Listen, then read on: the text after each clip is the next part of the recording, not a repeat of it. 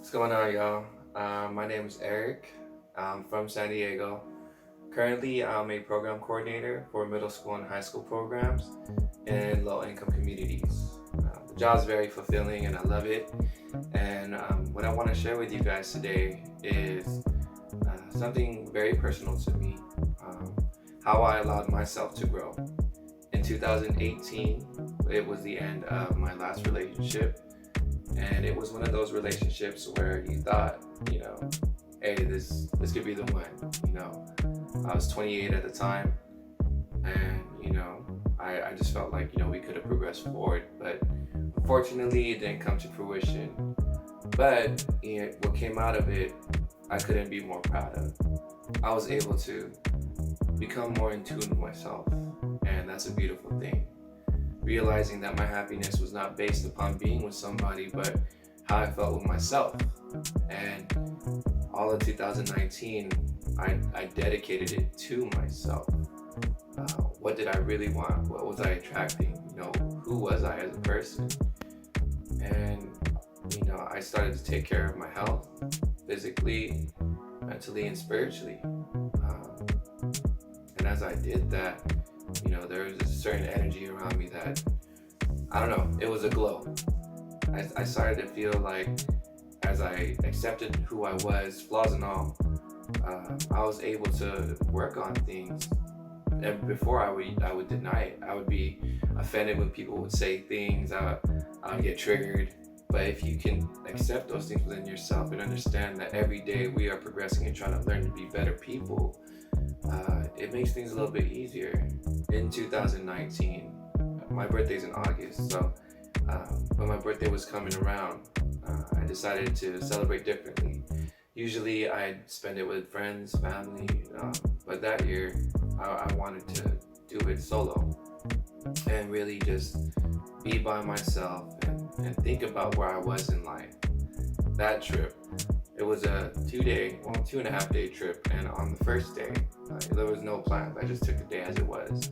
It was pure relaxation. So I traveled out to Joshua Tree, and I just enjoyed where I was staying at.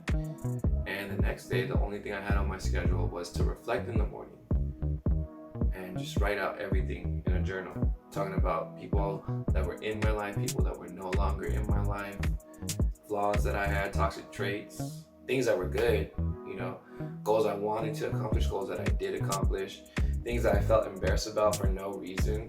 And it's all based upon, how others viewed me. But, what I realized that day is like, man, you do a lot of good and there's still so much growth to do.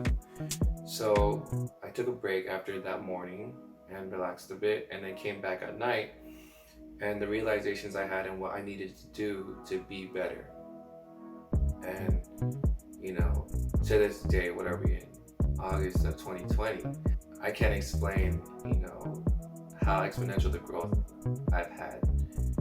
I've been able to live a very happy and peaceful life because of that, because of my inner peace, and even with all the projects artistically that I'm doing right now, I feel more in tune with what I'm writing about, which is a beautiful thing. Before it used to be write to impress, and now the expression is there, and I feel more comfortable in doing it.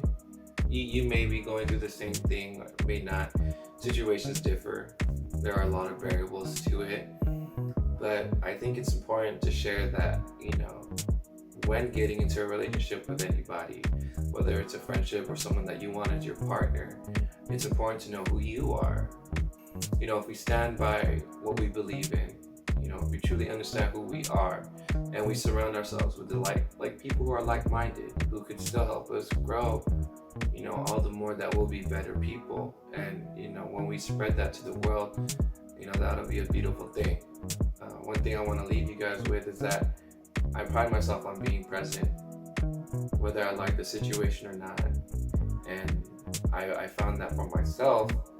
Yeah, I may not have the memories in my phone to look back on, or a bunch of things that I may remember, but it's all in here, and I felt it here, all because I allowed myself to be there. So yeah, that's all I got to say. So you guys have a good one.